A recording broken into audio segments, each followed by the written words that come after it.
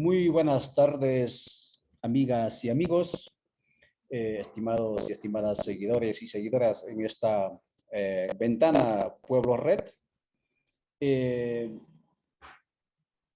Pues anunciamos hace unas horas atrás que era urgente hablar desde Guatemala sobre este tema que no está tan candente en la región de América Latina o Aviala en estos últimos meses, pero sí hasta hace algunos años atrás estuvo muy candente, como es el tema de la lucha contra la corrupción.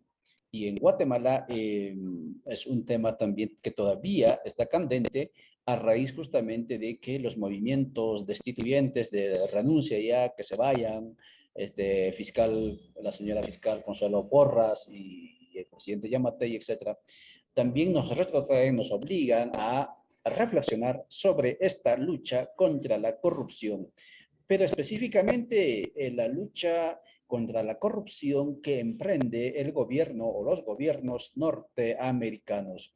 Hoy en esta ventana vamos a conversar con nuestro amigo, también de usted, su amigo, porque todos nuestros seguidores ya conocen, o bueno, los que han estado con él en esta ventana, a Marcelo Colucci. Aparte de generar opinión a través de los escritos, también se ha vuelto activo en las redes sociales, especialmente Facebook, generando contenidos, seguramente también distribuyendo y obviamente impartiendo también espacios de aprendizaje en la universidad con las clases.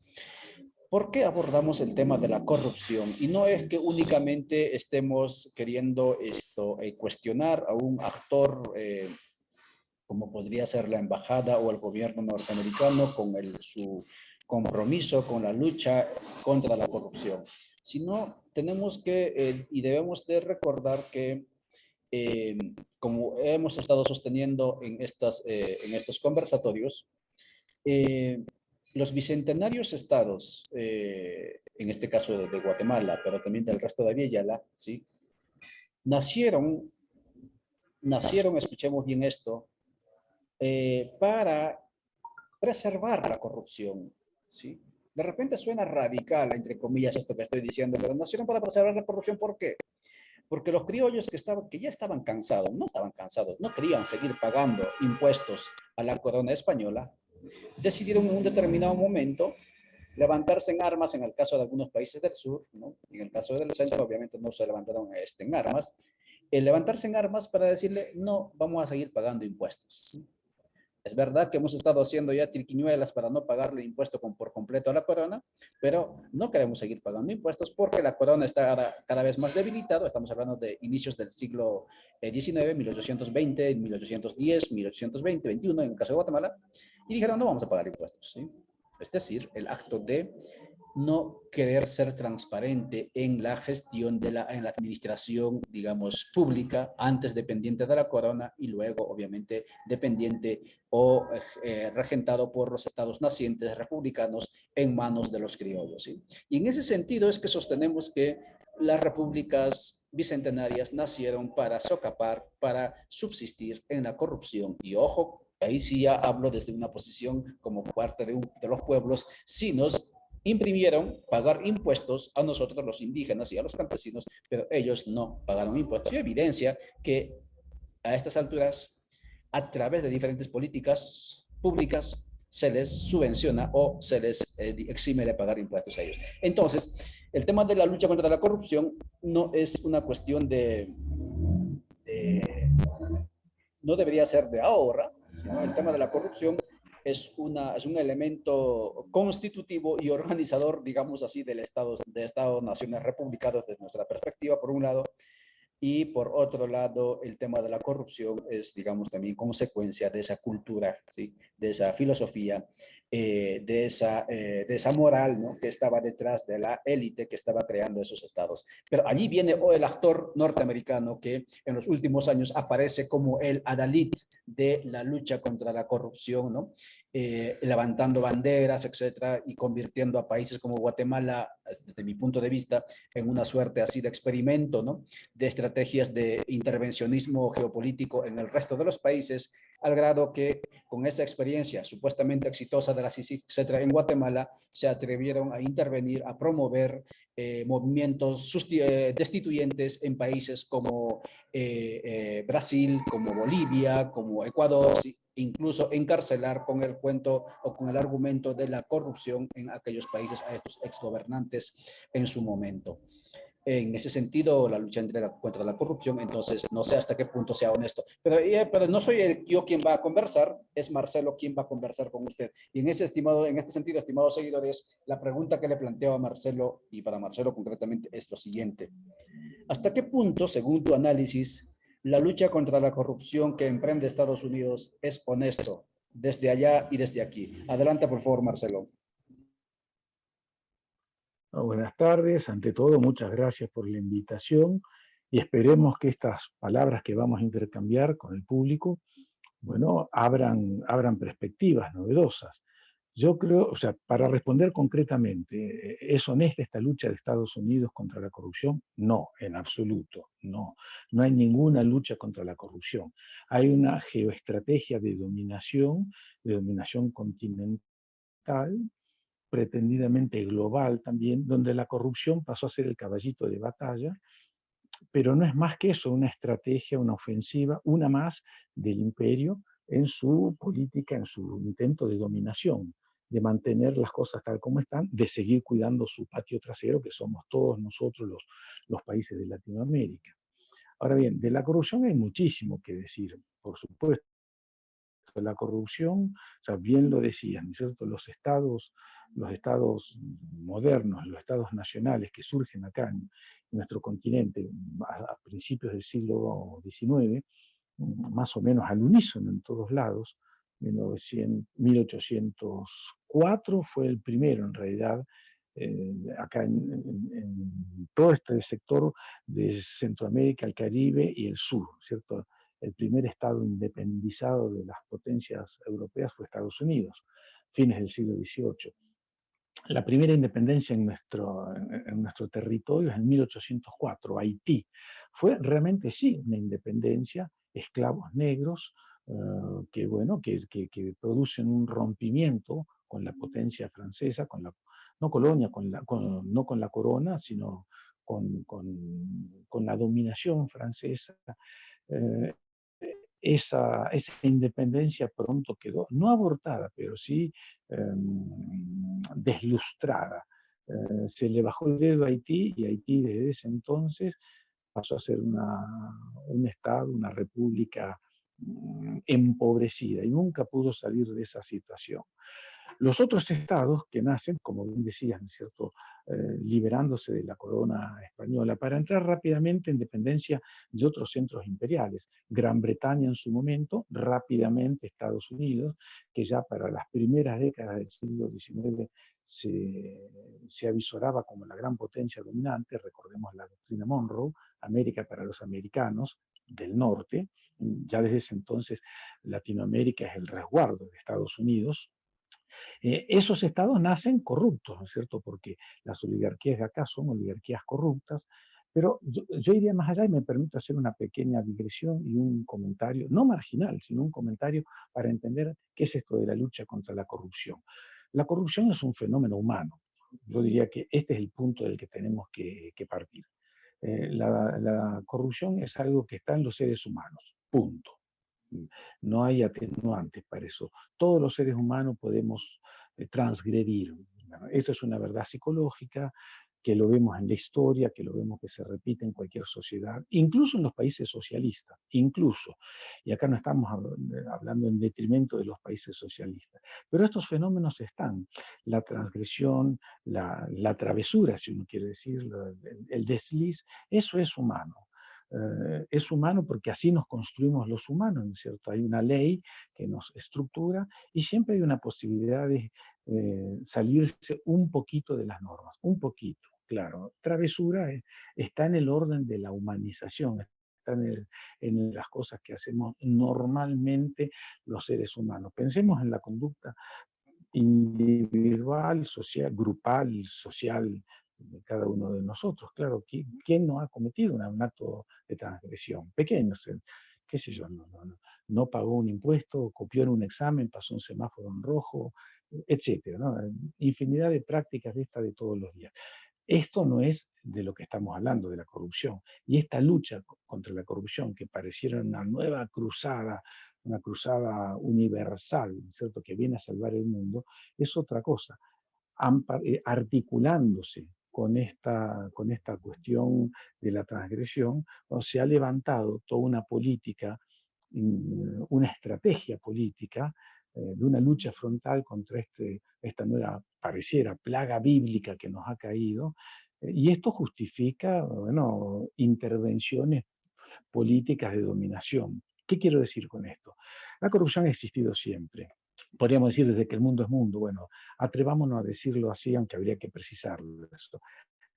La corrupción, entonces, siempre ha habido estos hechos, lo político se ve, se ve en el noveno mandamiento católico, que codiciarás a la mujer de tu prójimo.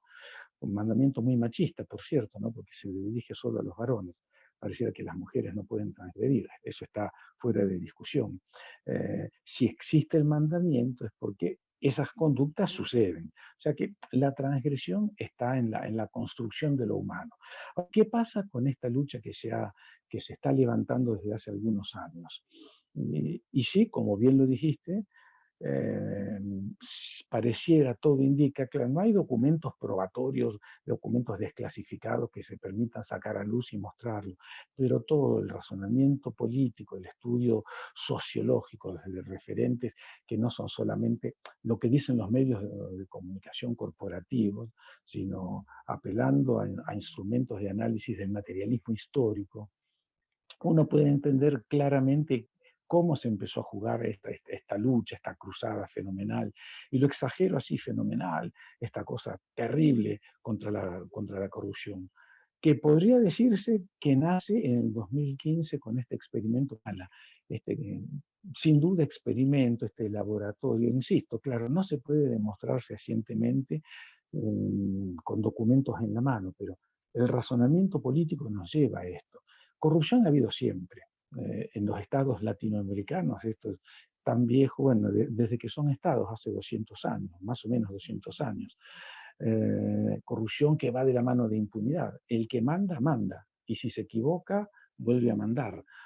Un dicho popular que creo que marca un poco lo que es el espíritu de cómo se ejerce el poder. Absoluto, intocable. Y el poder siempre conlleva una cuota de corrupción. Se hace lo que se quiere, se hace más allá de la ley, se hace transgrediendo las normas sociales, las normas establecidas que se supone rigen para todos. El poder se puede saltar esas normas porque es el que finalmente establece esas normas y las establece a su gusto, ¿no es cierto? Entonces, ¿a dónde llegamos con esto? Creo que esto hay que articularlo, se debería articular con estas cosas que han aparecido últimamente, como esta idea del Estado fallido. Y articularlo también con esto que es muy reciente de estas últimas décadas, que son lo que se ha dado en llamar las revoluciones de colores, estas revoluciones cívico-democráticas, que no son revoluciones populares, que no son revoluciones socialistas, donde un pueblo en armas toma el poder y construye una nueva perspectiva de sociedad, ¿no?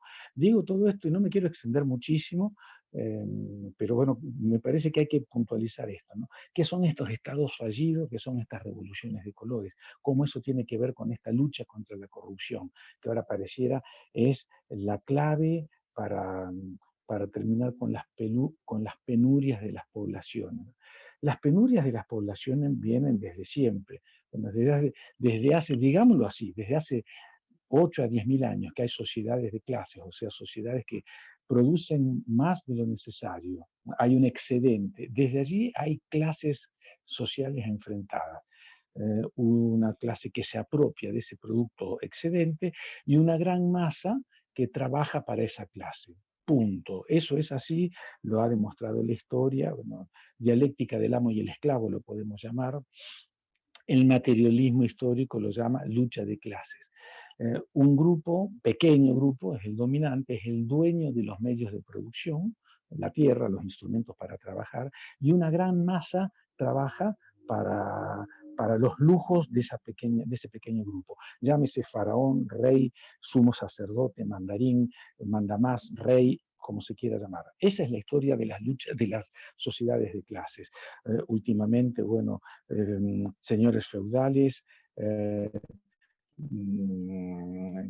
capitalistas, empresario capitalista. Hay un grupo dominante que es el dueño de los medios de producción, la masa, la gran masa campesina, urbana, hombres, mujeres, que trabajan para generar riqueza que es apropiada por ese pequeño grupo. Esta es la historia de la humanidad, ¿no es cierto? Y sucede en todo contexto social, en América, en Europa, en Asia, en África.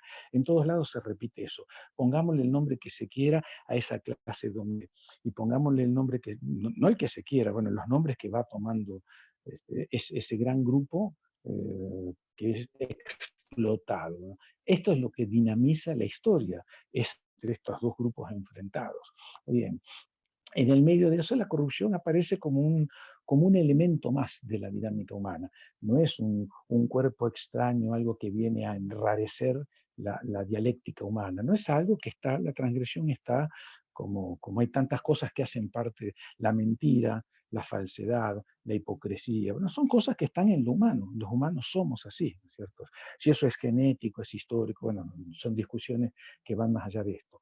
¿Qué es esto de los estados fallidos, la lucha contra la corrupción? Durante todo el siglo XX, Estados Unidos, sintiéndose ya la potencia dominante, y después de la Segunda Guerra Mundial, absolutamente la potencia dominante de buena parte del mundo, lo fue, sin duda, lo sigue siendo todavía, en decadencia ahora, en declive, pero potencia dominante, después de la Segunda Guerra Mundial, dominando ampliamente la economía mundial, más del 52% del Producto Bruto Mundial lo producía Estados Unidos, termina la Segunda Guerra, detenta el monopolio del arma nuclear, una economía próspera, en tanto que Europa estaba devastada por la Segunda Guerra y la Unión Soviética muy golpeada por esa guerra, también ganadora de la guerra, pero muy golpeada, ¿no? 25 millones de personas fallecidas. Bueno, Estados Unidos manejó el mundo y Latinoamérica, ni se diga, con absolutamente a sus anchas.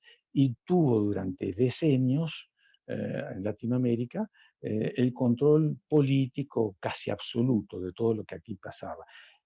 John Kennedy, que fuera luego presidente, senador, cuando era senador, en los años 59, 1959 creo que dijo esto, tiene una frase histórica, que la pueden buscar ahí en internet, dijo alguna vez, invertimos en los ejércitos de Latinoamérica.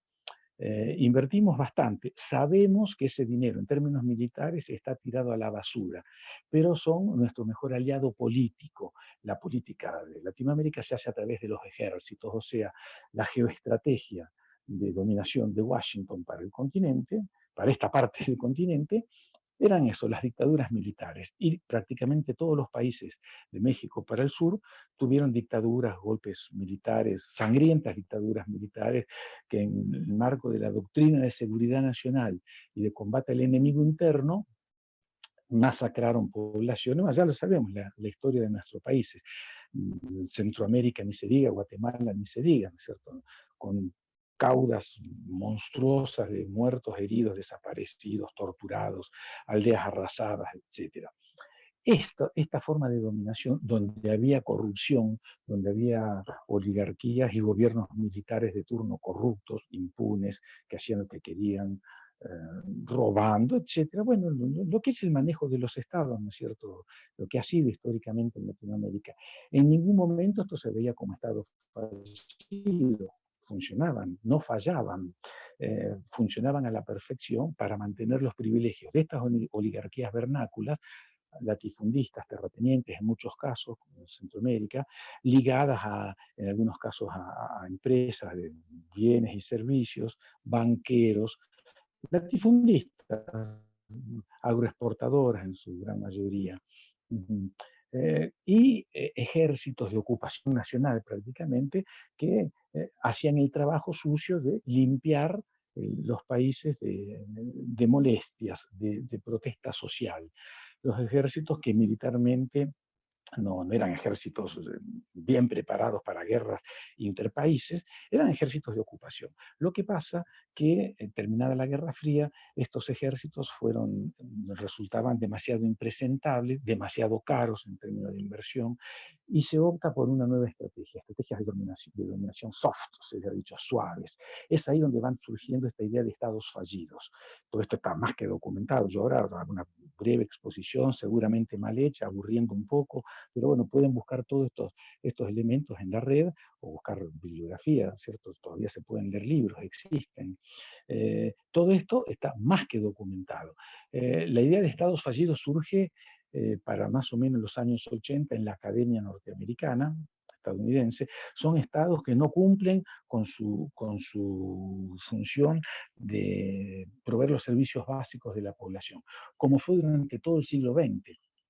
¿Por qué aparece esta historia? Que hay estados que fallan. Porque es la nueva estrategia de dominación. Hay que trabajar sobre esos estados corruptos, ¿no es cierto?, para terminar con la corrupción, y esto permite la intervención. Si falla el Estado, ahí está la potencia interviniendo sobre esas fallas. Lo digo así muy rápida y esquemáticamente, pero esto como para ir entendiendo por qué llegamos ahora a esta monumental cruzada anticorrupción, ¿cierto? Los estados no fallan, nunca fallan. Los estados no son un paraguas que abriga a las poblaciones por igual, por todos, ricos y pobres, explotadores y explotados. Eso no es así. Los estados siempre son un mecanismo de dominación de clase. Los estados funcionan para favorecer a la clase dominante. Punto. Eso está más que explicado desde hace 100 años por lo menos. Pueden leer El Estado y la Revolución de Lenin, por ejemplo, donde tal vez se dice más claramente esto. Los estados no fallaron, porque cuando tuvieron que intervenir en Latinoamérica, intervinieron siempre en función de las oligarquías nacionales y de la geoestrategia norteamericana, de dominación continental. No fallaron, fallan ahora. Pobreza, exclusión, servicios de salud deficientes, sistemas educativos deficientes, falta de infraestructura básica. Hubo desde que estos estados existen, en Centroamérica, en Latinoamérica, en Sudamérica, siempre. Los estados siempre, bueno, representando solo a las clases dominantes, olvidándose de los pueblos originarios, de los pueblos empobrecidos, urbanos, rurales, ¿no? Esta idea de estados que no funcionan posibilita entonces sacar a luz esto de la corrupción como que este fuera el principal tema a combatir.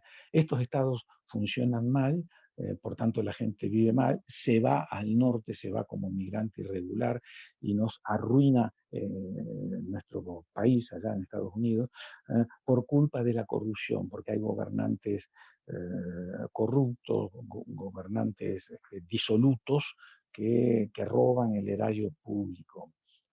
Esto es una vil mentira. El problema, la causa de las penurias de las poblaciones.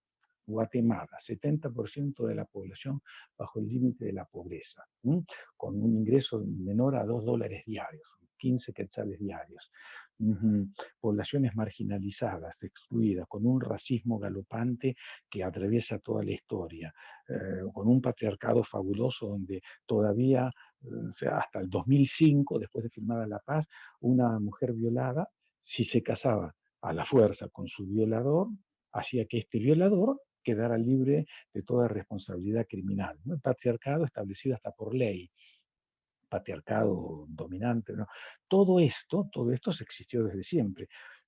La corrupción no es la causa de la pobreza, de la exclusión, del racismo, de la miseria de enormes cantidades de población. Esto es una nueva estrategia, ¿no?, que mueve a la gente porque toca fibras morales. Estamos pobres porque unos políticos corruptos se roban el dinero. Lo cuento con esta pequeña anécdota, ¿no es cierto? Durante el 2015, cuando empiezan estas manifestaciones anticorrupción, manifestaciones que hay que analizar muy críticamente ahora, que fueron importantes, por supuesto, porque encendieron mechas, porque empezaron a movilizar gente, como una de las consecuencias de eso, tenemos que, por ejemplo, se pudo desbancar a la vieja AEU mafiosa, la Asociación de Estudiantes Universitarios de la Universidad de San Carlos, apareciendo una nueva AEU democrática, digámoslo así.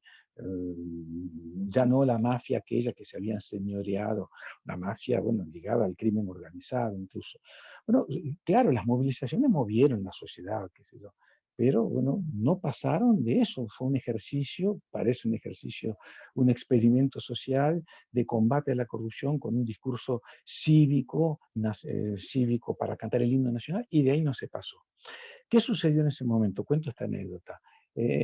Aparecen denuncias, ustedes recordarán, la CICIG había tomado un valor importante, hacía años que existía la CICIG con un perfil muy bajo, en ese momento se le sube, decide, los que deciden y mueven los hilos de estas cosas, Estados Unidos, decide darle un realce que no había tenido anteriormente con los otros comisionados. Con Iván Velázquez sí, con un papel relevante, con el Ministerio Público también fortalecido, y aparecen estas famosas denuncias, la denuncia contra esta mafia de la línea, mafias como ha habido siempre, ¿no es cierto? ¿Qué novedad, ¿no es cierto? Durante el Estado contrainsurgente surgieron estas organizaciones secretas, mafiosas, que ahí siguen todavía, el sindicato, la oficinita, etcétera. Ajá. Aparecen estas denuncias. Recuerdo que en un momento en las redes aparece alguien que dice, aparece el hijo de Pérez Molina, el entonces presidente, el hijo, a la sazón, alcalde de Misco, ¿no? Otto Pérez Leal, aparece en un carro Ferrari de $250.000, paseándose ahí, bueno, su carro. Y alguien dijo, pero qué vergüenza, con nuestros dineros, con un carro ahí, qué sé yo, un platal, parece el hijo de un jeque árabe. Entonces, ahí está. ¿Por qué me detengo en esto? Porque esto es lo que tenemos que enfocar. Está tan naturalizado esta diferenciación social. El empresario, el terrateniente, el jeque árabe tiene derecho a tenerlo todo. La gran masa pobre nació pobre, bueno, que ahí siga pobre. Entonces, si un político, robando del erario público, se compra un Ferrari, tiene una mansión, qué sé yo, eso es inmoral. Y los otros carros Ferrari que compran empresarios, terratenientes, finqueros, banqueros, qué sé yo, son morales. Roxana Valdetti tenía una mansión, no sé cuánto, millones de dólares con helipuerto y qué sé yo, y piscina climatizada, en un barrio donde hay muchas mansiones similares o más caras incluso. La de ella era una mansión ilegal, inmoral, una cosa repudiable porque se hizo con dineros corruptos. ¿Cómo se hicieron las otras mansiones? Con trabajo abnegado. La fortuna, la riqueza no se hace con trabajo abnegado. Es imposible.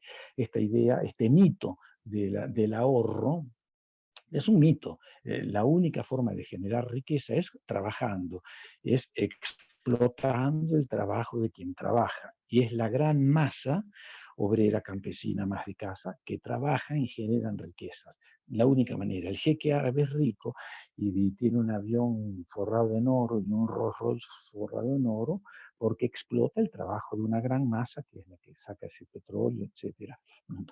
La riqueza de la clase dominante no se hizo a base de trabajos sacrificados propios, ¿cierto? Entonces, claro, el tema de la corrupción es un tema que toca la moral, ¿cierto? ¿Cómo un político se va a hacer rico con los impuestos, etcétera?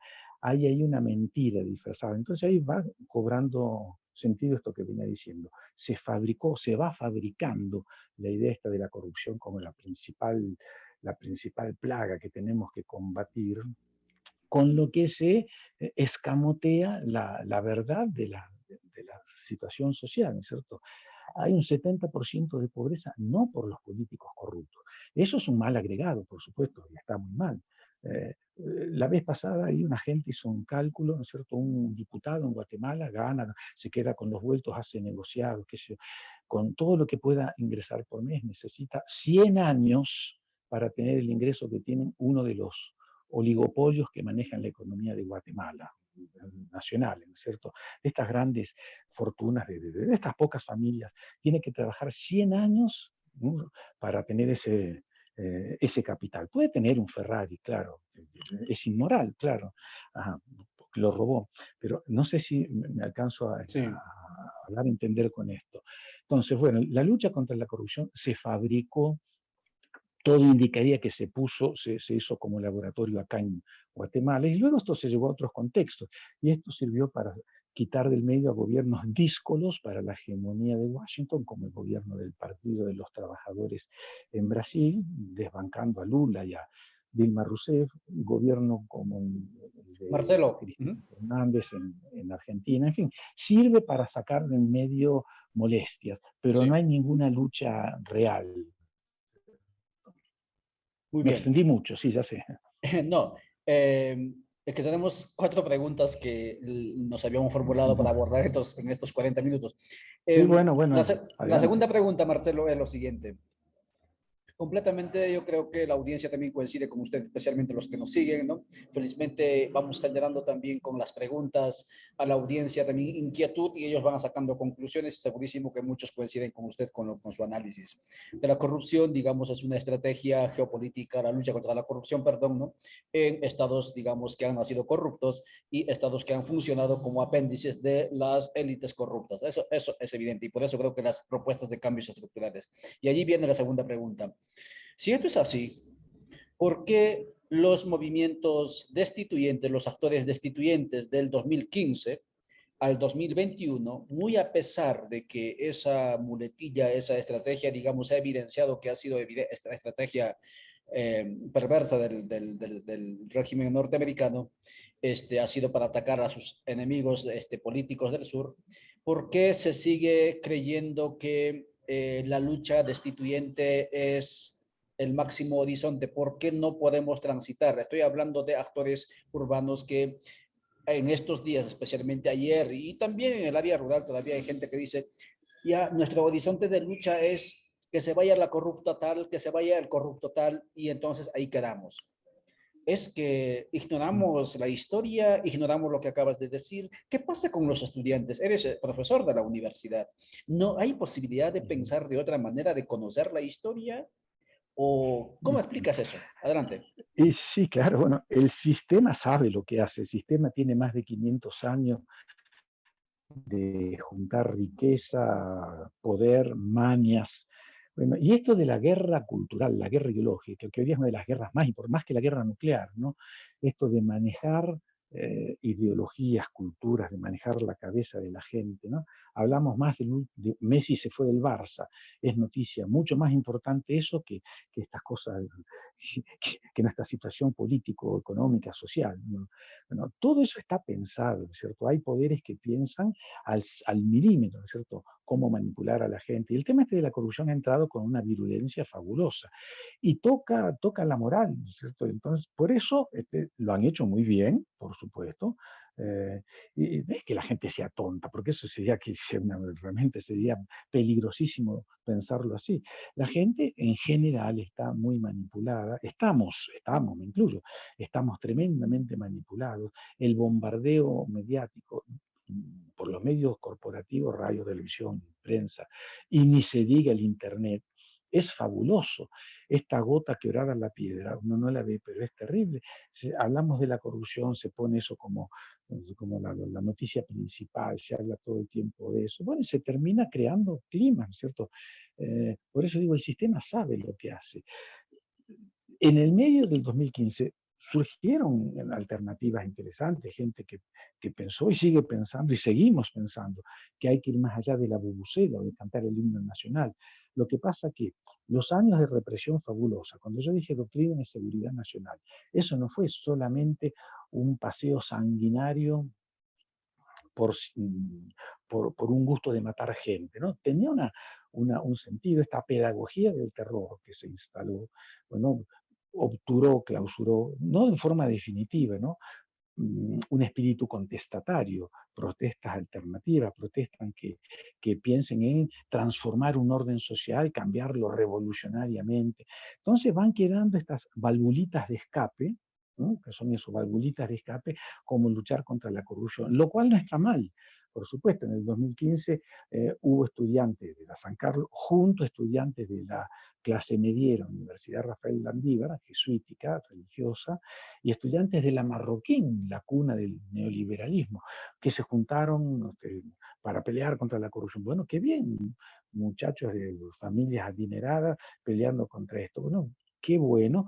Claro, de allí nos salió la revolución socialista, ¿no es cierto? Pero bueno, movió las aguas. ¿Por qué no se pudo ir más allá? Bueno, porque estamos todavía en el mundo, yo me atrevo a decir que no en Guatemala y en Latinoamérica, en el mundo, la guerra esta anticomunista y la continua guerra ideológico-cultural que se libra, guerra de cuarta generación se le dice a esta, ¿no es cierto? Esta guerra donde el enemigo es la masa humana completa, donde se le ataca no con misiles, con balas, con cañones, se le ataca con mensajes. Esa guerra está muy bien hecha. Entonces hay una despolitización fabulosa, hay una ideologización de derecha y conservadora fabulosa. El neoliberalismo ayudó a eso, en todas partes. Hasta en los pueblos originarios llega esto, porque claro, es tanto el bombardeo, el espíritu individualista, sálvese usted, triunfe, sea usted, piense en usted. Este bombardeo va creando un espíritu, bueno, que lima la posibilidad no la posibilidad, lima la acción de lucha contestataria. La lucha sigue estando, lucha hay, la gente se moviliza, protesta, vive mal, vivimos mal, se encienden mechas. Las movilizaciones del 2020 en Guatemala no son iguales a las del 2015. Y esto que está pasando ahora, bueno, quiere decir que la gente está disconforme. Claro, se ve la corrupción como el tema a atacar, destituir a un funcionario. Bueno, está bien, son avances. Durante las dictaduras ni siquiera eso se podía hacer, ¿no? O sea, ¿por qué no vamos más allá? Por una suma enorme de causas, porque no hay una organización clara, estamos divididos, no hay un proyecto homogéneo, totalizante, porque las luchas están muy partidas, muy compartimentalizadas. En eso juega mucho también el imperio y la cooperación internacional. Se apoyan luchas parciales, muy pequeñitas, desunidas de otras luchas. ¿No? Hay una suma de cosas que explican por qué no, esta lucha contra la corrupción no puede ir más allá. Las movilizaciones de Colombia, de Chile, muestran que la gente está enardecida. Y se llega en Chile, por ejemplo, esto no es la revolución socialista, pero se llega a un proceso interesante, una nueva constituyente. Bueno, el campo popular del mundo está muy golpeado, ¿no es cierto? Lo que pasó con la desintegración del bloque soviético, los planes neoliberales y encima la pandemia esta de COVID-19 que ha hecho retroceder muchísimo la economía, las luchas populares, la organización. El panorama es bastante sombrío. Por eso hoy día es muy difícil ir más allá. Por supuesto, hay que ir más allá de destituir a Juan, Pedro, María, un funcionario de turno. Se destituye ese y viene otro y el sistema se mantiene. Pero bueno, en todo caso, que este conversatorio, por ejemplo, que es un monólogo más que un conversatorio, ojalá hable la gente y pregunte y bueno, que estos espacios sirvan para iluminar ideas nuevas. Bueno, tenemos que ir más allá de destituir a fulano de tal o fulana de tal. No hay malos de la película. Se va Juan, viene Pedro y la cosa se mantiene, el sistema se mantiene. Hay que pensar en el sistema, no en el funcionario de turno. No sé si eso responde, Ollantay. Muchas gracias, Marcelo. Estamos conversando con Marcelo Coruzzi sobre la lucha anticorrupción de los gobiernos norteamericanos. ¿Es honesta? ¿Sí? ¿Cuál es su objetivo? De eso estamos hablando. Eh, Marcelo nos indica y con argumentos que es el sistema neoliberal el que nos uniformó el pensamiento para hacernos creer que nuestro horizonte es el horizonte destituyente, en este caso en Guatemala, muy a pesar, ¿no? Creo que somos los seres humanos los únicos seres que tropezamos dos veces con la misma piedra, muy a pesar de que ya tropezamos en el 2015. Pero yo creo que también hay algún aditamento allí que habría que tomar en cuenta y eso es el tema de las propuestas de cambios estructurales, Marcelo, están desde antes de 2015. Lo propuso Wakifkep, lo propuso CPO, lo propone Codeca y no han dejado un día de hacer acciones en los parques y en las comunidades y en las calles, ¿no? De protesta, etcétera. Obviamente no todos los días, pero sí por lo menos 2 veces al año, desde antes de 2015 incluso, con esta idea de vamos al proceso constituyente, vamos a crear una nueva forma de organizarnos sociopolíticamente, pero no se les oye ¿Será por el mensajero? Es decir, porque son indígenas y campesinos los que lo están planteando y entonces los documentos, por más que sean audiovisuales o escritos e incluso en castellano, no se los lee, ¿sí? Consecuencia entonces, 5 años después, 6 años después de 2015, como no hemos ni siquiera revisado ese documento, los que generamos opinión pública, no abordamos el tema de la posibilidad de avanzar hacia la Asamblea Constituyente o hacia un Estado plurinacional. No lo sé, ¿no? Entonces yo creo que el tema del racismo por un lado y por otro lado, la perspectiva que tenemos de referencia, ¿no? Del mundo a donde queremos llegar, también determina ya, aparte de estos actores neoliberales, digamos, que nos están uniformando el pensamiento, como diría Marcos. Final, y la tercera pregunta, Marcelo, relacionado con ello, lo siguiente. Otra cuestión que llama la atención es que en los actores destituyentes, ¿sí?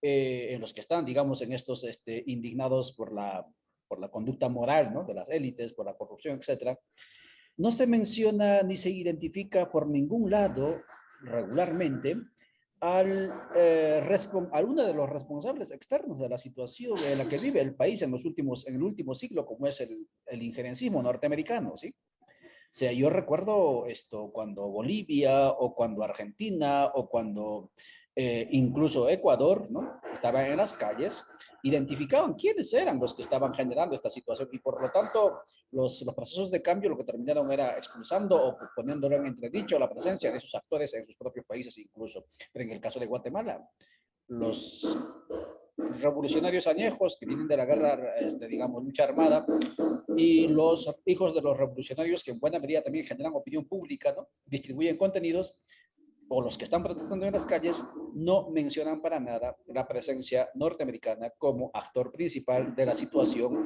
dolorosa del país. ¿Por qué? Porque, bueno, insisto un poco lo que decía hace un rato, ¿no es cierto? Que todo este proceso de aplastamiento del espíritu revolucionario contestatario de años atrás quedó socavado. No extinguido, socavado. Vos bien decías recién que propuestas de ir más allá de la lucha contra un funcionario existe. Por supuesto, existen varias organizaciones, hay grupos de izquierda tradicional de Guatemala que lo están planteando. Habría que sumar a estos que mencionaste, bueno, otros también que tienen planteos clasistas. Algunos sindicatos, en general el sindicalismo está totalmente vendido. Hay sindicatos de izquierda, hay intelectuales clasistas. Claro que hay un pensamiento revolucionario, socialista, clasista, que integra todas las luchas, la lucha contra el racismo, contra el patriarcado, la lucha contra la explotación económica, la lucha contra la catástrofe medioambiental que se vive, la lucha contra el imperialismo. Lo que pasa que estos años de retroceso de las luchas populares, porque lo ha habido y hay que asumirlo, realmente la derecha ha dado una paliza al campo popular, claro, 200.000 muertos y 45.000 desaparecidos y 669 aldeas masacradas.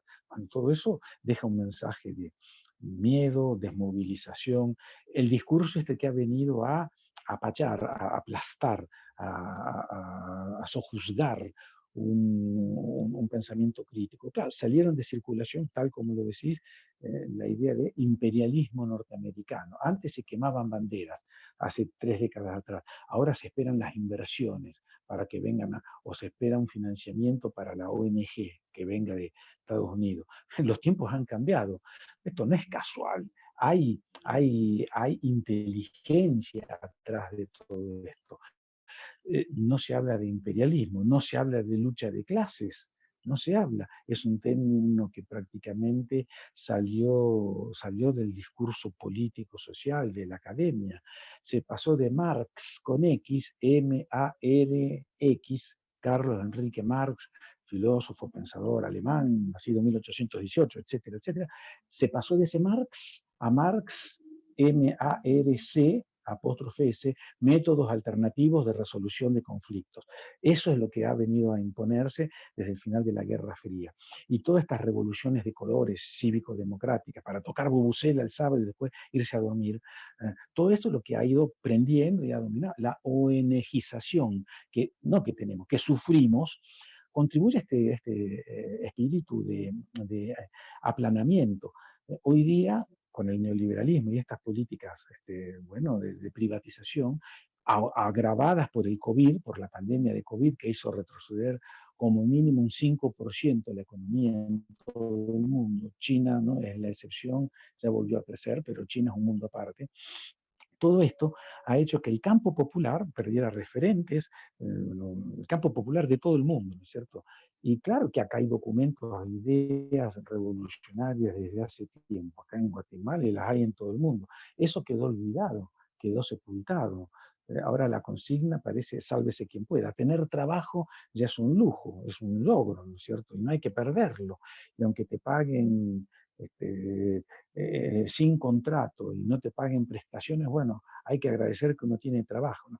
Claro, el mundo se ha puesto mucho más precario que hace 30 años atrás para la gran masa trabajadora. Y grupos como los pueblos originarios, por ejemplo en Guatemala, sufren mucho más aún por el racismo que sigue campeando. Después hay explotación económica, hay exclusión racista, hay las mujeres ni se diga, el patriarcado sigue. Hay avances, claro, pero sigue el patriarcado, ¿cierto? Sigue. Entonces, ¿por qué no? Uno diría, no despertamos. No es que no despertamos, hay actividad, hay protestas, hay movilización. Lo que pasa es que estamos todos, yo creo que todo el mundo todavía muy desunidos, los golpes han sido muy grandes, muy grandes. La desintegración del pensamiento transformador, revolucionario, ha quedado en suspenso por ahora. Hablar no de métodos alternativos de resolución de conflicto, hablar del otro Marx es sacrílego, es una mala palabra. Hablar de revolución, bueno, ni se diga, eso es blasfemo, ¿no es cierto? Y podemos aplaudir gobiernos socialdemócratas, populares, de centro izquierda, vemos como un avance, y lo son, pero claro, ese ideario de transformación de los años 60, 70, de momento quedó sepultado. ¿Cómo encontrar los caminos? Es difícil, pero bueno, esa es la lucha política, la acción política. Hoy día hay más desunión que unión, lo sabemos. Pululan ONGs, pululan pequeños grupos políticos de izquierda, hay discursos encontrados. Bueno, que yo no voy a hacer ahora, porque quién es Marcelo para hacer un llamado a la unidad, pero vale hacerlo así. Habría que unir esfuerzos, no desunir, ¿no es cierto? Cualquier forma de contestación es válida que vaya contra el sistema, no contra el funcionario de turno, ¿no? Y si alguien protesta contra el funcionario de turno, bueno, jalarlo también para una lucha que integre ese malestar que lo hay. Y por supuesto que la actual fiscal es una corrupta, sí, como es cualquier funcionario que está en estos puestos que llega por razones políticas. La única fiscal no corrupta fue Claudia Paz y Paz. La contacto la sacaron, ¿no es cierto? La que dijo que solo el 2% de los casos que llegan al Ministerio Público se resuelven, el 98% quedan impunes. ¿No?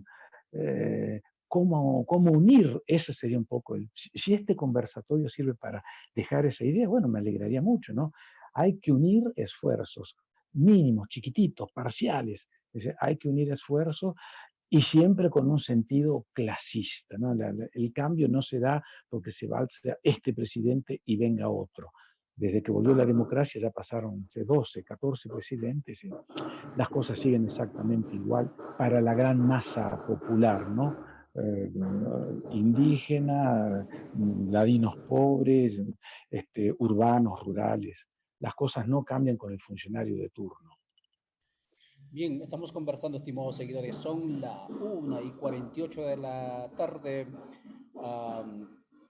Hoy domingo con Marcelo Colucci sobre es honesta la lucha anticorrupción que emprendió el gobierno o los gobiernos norteamericanos. Estamos hablando de ello porque todavía queda, digamos, efervescencia social en este momento, queda, digamos así, porque el mensaje es este tema de la indignación frente a la corrupción, aunque también la indignación de los que están moviéndose en estos días en Guatemala en las calles es frente al sistema. Eso también ya se va evidenciando, ¿no? Entonces, a raíz de eso es que vamos conversando y tenemos varias preguntas y lo vamos formulando aquí. Y si usted tiene preguntas, estimado seguidor, plantéelo, coméntelo en esta ventana, ¿no? Foros en red, que es su espacio para poder hacerlo. Finalmente, la otra pregunta, bueno, también muchas más preguntas, pero la otra pregunta que tenía contigo, Marcelo, es... sí, en tu análisis, y lo mencionaste ya, pero será importante también reiterar, eh, indicas que no existen, digamos, referencias, no existe un norte, ¿no? En el país, al parecer, hacia donde apuntalar a todos los sectores que están indignados, ya sea moralmente o socialmente, frente al sistema que no funciona. Eh, pero ya desde las últimas elecciones, si acaso desde antes, 2019, apareció una fuerza que no necesariamente del núcleo, ¿no? Del vientre de del legado de la revolución histórica en Guatemala, sino de la periferia, ¿sí? Obviamente, sabemos usted y yo que indígenas y campesinos, digamos, insubordinados, ¿no? A las vanguardias revolucionarias, no son sujetos, ¿sí? De la revolución. Eso sabemos, que así fue concebido por mucho tiempo en estas tierras, ¿no? Hasta por más que Mariátegui dijo lo contrario, pero así fue. Pero surgió ese sujeto, estoy refiriéndome al movimiento político MLP, con su propuesta, ¿no? Con sus tres propuestas: revisión de los contratos, nueva asamblea constituyente, Estado plurinacional, etcétera. Pero tampoco eso se toma como un referente. Y otra vez estoy volviendo, digamos, a cargar la pregunta sobre el segmento de los actores destituyentes que están presentes en este momento en el campo, pero también en la ciudad, ¿no? Y los que generan opinión pública. Está allí. Pero vemos que en estos últimos meses, en estas últimas semanas, ¿no? Aparecen en los medios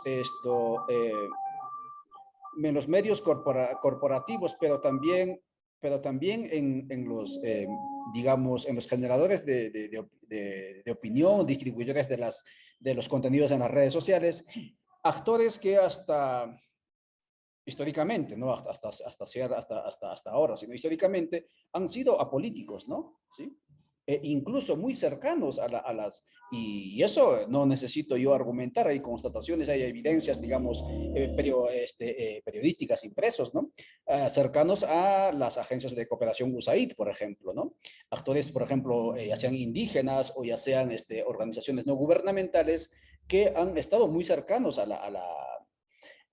los representantes culturales de la embajada norteamericana, etc. Aparecen ahora como los referentes, como los que tendrían que aglutinar, ¿sí?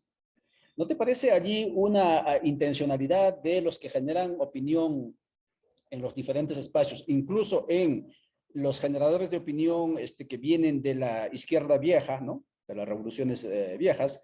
Hay una intencionalidad de esconder, invisibilizar a este incómodo actor como puede ser MLP u otro que esté planteando propuestas de cambios estructurales y mostrar a un actor, ¿no? A unos actores supuestamente nuevos, ¿no? Que estarían aglutinando a la molestia popular en el país, pero que no tienen, digamos, una propuesta de cambios estructurales, ¿sí? Porque cuando uno plantea, por ejemplo, pregunta o revisa, ¿no? Los mensajes, las narrativas, los discursos de estos actores que estamos mencionando, no aspiran más allá de la indignación frente a la corrupción, ¿no? Pero, sin embargo, se les esconde a estos actores que sí están empujando, ¿no? Cambios estructurales, ¿no? No sé cómo lo ves esto. Adelante, por favor, Marcelo.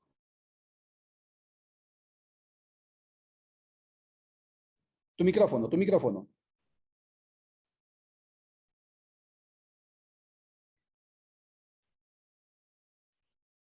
El que toque aquel esfuerzo que toque el corazón del sistema es vilipendiado, es excluido. Y claro, por supuesto que sí, el MLP Codeca es un referente importante, importantísimo. La mayor cantidad de líderes comunitarios asesinados, vilmente asesinados en este último tiempo, pertenecen justamente a esta fuerza político-social. Eso ya indica mucho. Hay otros actores de la izquierda tradicional. Claro, la izquierda tradicional, eso da para hablar, para hacer muchos conversatorios, ¿no? La izquierda tradicional, hoy día nucleada en muy buena medida el URNG, ha dejado mucho que desear, no estuvo a la altura de las circunstancias desde la firma de la paz. Eh, Otros actores de la izquierda tradicional ahí están, bueno, dando vueltas, tal vez todavía sin aterrizar muy claramente, que eso, el PGT se está reconfigurando, el viejo Partido Comunista. Hay personas que están un poco por la libre. Ah, Creo que hay un espíritu transformador que va más allá de la protesta puntual y, si uno quiere, personalizada. Claro, por supuesto que el MLP Codeca está invisibilizado por los medios corporativos, claro. Em, Tiene una fuerza ya considerable y va creciendo. Lo que quiero, de alguna manera vos lo dijiste, ¿no? Hay una partición enorme del campo popular, todo este proceso de ONGización, claro, ayuda a eso, a partir, a confundir. Lo que pasó en el 2015 lo deja ver, ¿no es cierto? Se incentivó, no está muy claro que hubo dólares allí, hubo perfiles falsos que llamaban a la protesta, ¿no? Hay alguna mano escondida que fomentó eso. Hoy día, estas protestas muy válidas están manejadas por la embajada. Puede ser, ¿por qué no? Porque lo que pasa en Latinoamérica sabemos, nada escapa, lo dijimos al principio de la intervención, nada escapa en términos políticos a lo que se decide en Washington y a lo que operativizan las respectivas embajadas, ¿cierto? Que hay un descontento, es cierto. Que la corrupción se puede usar finalmente como distractor, absolutamente. Y que hay que ir más allá de la corrupción, por supuesto. Que MLP Codeca, como otras fuerzas pequeñas, sindicatos, grupos campesinos, viejos partidos políticos, minoritarios, lo están diciendo, también es cierto. La idea, yo diría que tratemos de sumar fuerzas, ¿no es cierto? Si la corrupción hoy día es algo que enciende pasiones, bueno, no nos dejemos embaucar con esa lucha, que ahí se termina, es como tocar bubucela e irse a la casa luego, ¿no? Transformemos esa, o intentemos transformar esa lucha en algo más, ¿no es cierto? La cuestión no es solo sacar a un funcionario de turno. Que este espíritu de protesta que se han encendido, no tratemos, los que creamos que es necesaria una transformación, ¿no? Tratemos de hacer que esa mechita encendida, ese descontento, ese malestar que está en la población, crezca y prenda otras mechas. Yo creo que ese sería el mensaje que habría que dejar, ¿no es cierto? Cuidado con dejarse embaucar con el tema de la corrupción, por supuesto, ¿no es cierto? Porque está muy bien luchar contra estos manejos mafiosos, pero bueno, ahí no se termina la cuestión, ahí es, o sea, tratemos de ir más allá de eso. Y embaucar quiere decir eso, bueno, entrar un poco en un discurso que puede estar promovido por fuerzas que quieren cambiar algo por arriba para que no cambie nada en lo estructural, gatopardismo, ¿no? De todos modos, si se encendió una lucha, ¿verdad? Creo que aprovechar esas luchas, los que creamos que es necesario cambiar algo, creo que es necesario. Guatemala es la 10ª economía de Latinoamérica y uno de los países más empobrecidos del mundo. Tiene un Producto Bruto más grande que Uruguay, que Paraguay, que Bolivia. ¿Dónde está entonces esa riqueza? Claro que hay que transformar cosas. Cambiando la fiscal de turno no se logra eso.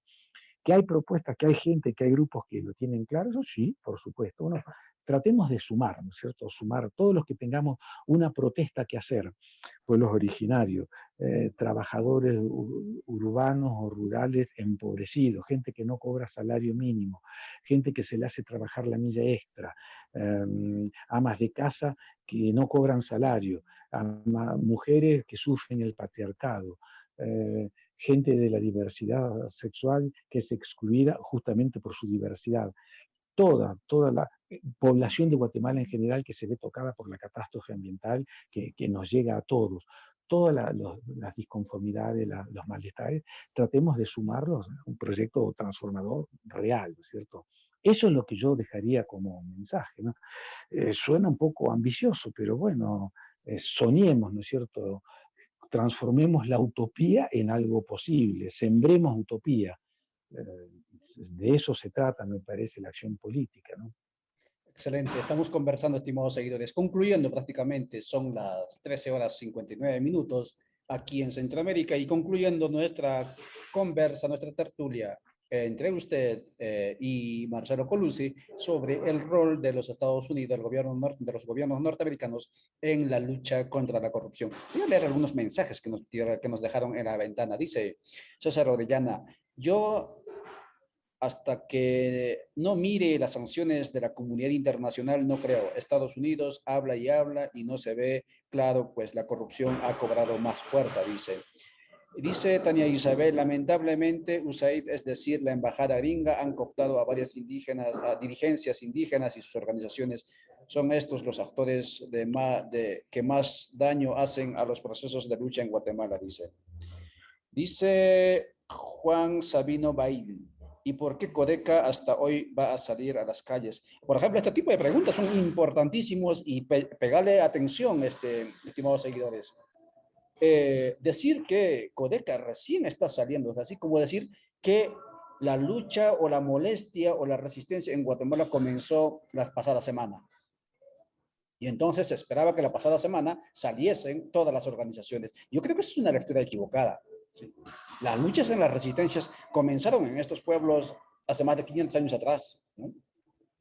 Y si se refieren, en este caso, al movimiento Codeca, que yo acompaño, digamos, físicamente a este movimiento, a esas comunidades en resistencia, según yo veo, ha habido, ¿sí?, incluso en tiempo de pandemia, movilización, ¿no?, protestas en la ciudad de Guatemala, ¿sí?, exigiendo, proponiendo, planteando los cambios estructurales en el país, ¿no?, ya sea por lo que decía Marcelo, por los asesinatos u otras causas, la recuperación de los bienes privatizados, etcétera. Pero claro, si nos hacen ver que la lucha, ¿no?, comienza en el paro nacional de tal fecha y los que convocaron en esa fecha son los únicos actores y hay que acuerpar ello, entonces estás perdiendo la perspectiva de lo que decía Marcelo, de ver, ¿no?, toda, digamos, el bagaje, ¿no?, todo el matiz de propuestas que existen en el país, ¿no?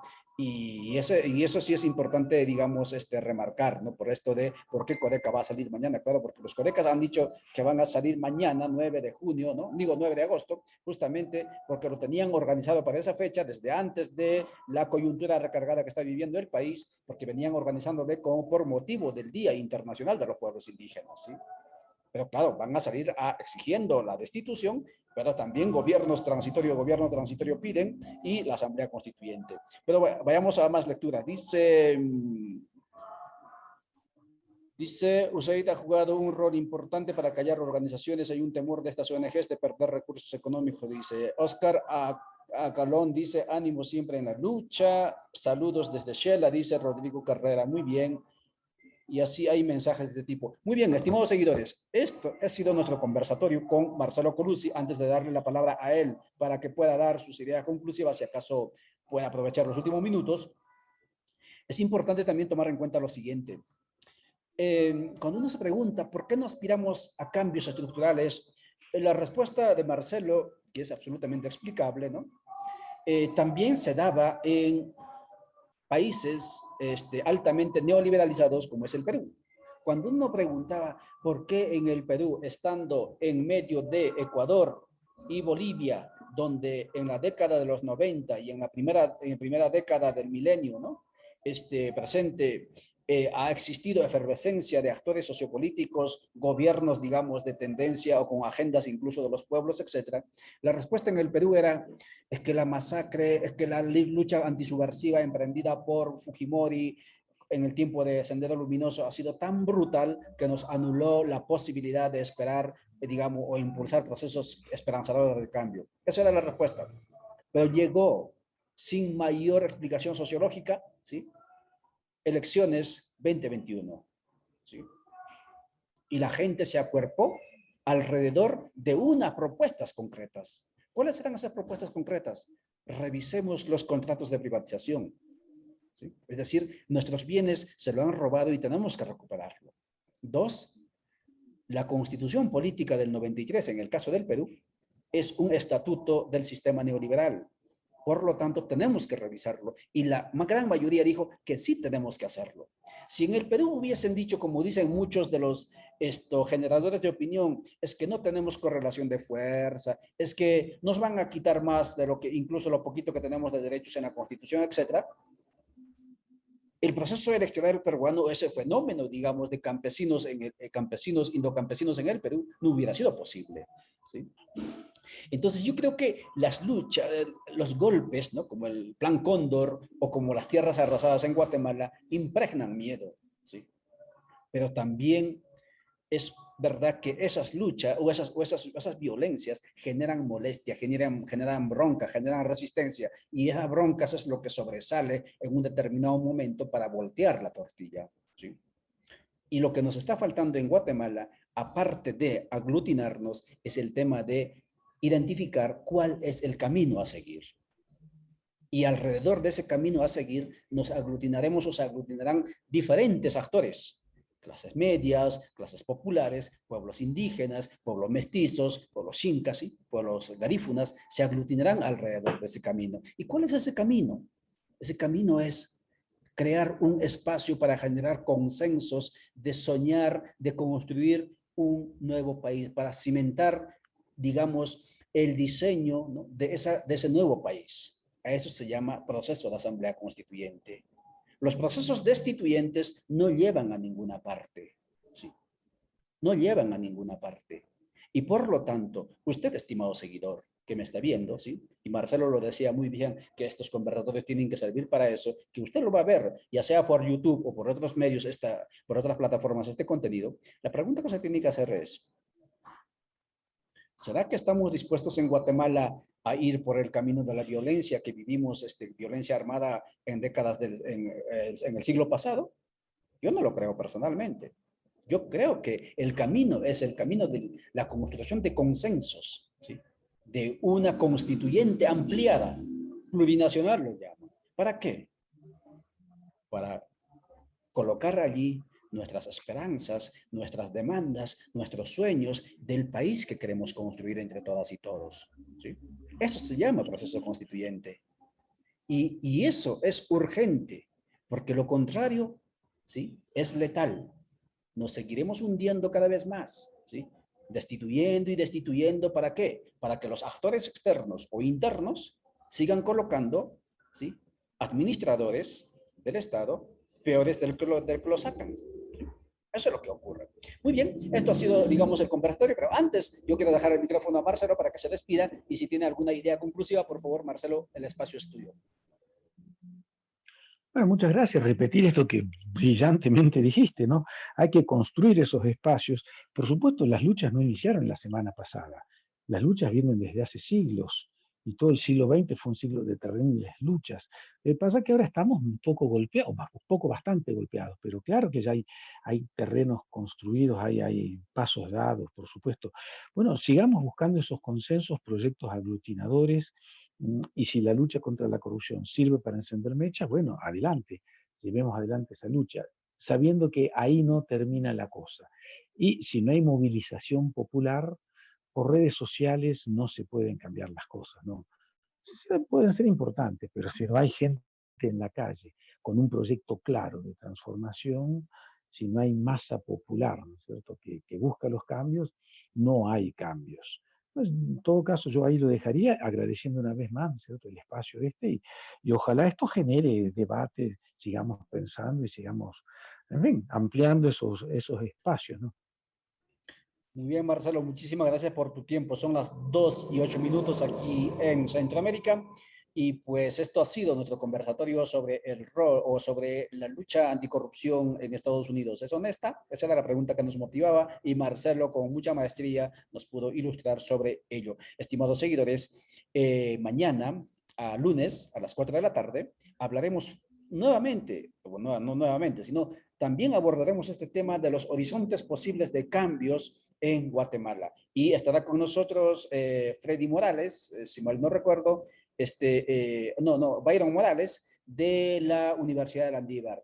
hay un programa de cambios estructurales, se llama el programa de la Landívar, ¿no? Cambios estructurales para el Estado, algo así, y él dirige ese programa y él va a conversar con usted en este canal mañana. Y mañana también es Día Internacional de los Pueblos Indígenas, ¿sí?